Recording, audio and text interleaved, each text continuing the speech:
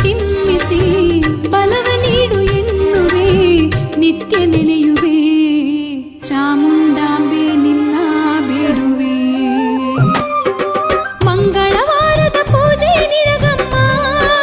ಚಾಮುಂಡಿ ಶುಕ್ರವಾರದ ಸೇವೆ ನಿನಗಮ್ಮ ನೇಮದಿ ನೆನೆಯುತ್ತಾ ವ್ರತವನ್ನು ಮಾಡಿದರೆ ನಾಮವ ನುಡಿಯುತ್ತಾ ನಿನ್ನನ್ನು ಕೂಗಿದರೆ ಓಡುತ್ತ ಬರುವ ತಾಯಿ ನೀನಮ್ಮ ಮಂಗಳವಾರದ ಪೂಜೆ ನಿನಗಮ್ಮ ಚಾಮುಂಡಿ ಶುಕ್ರವಾರ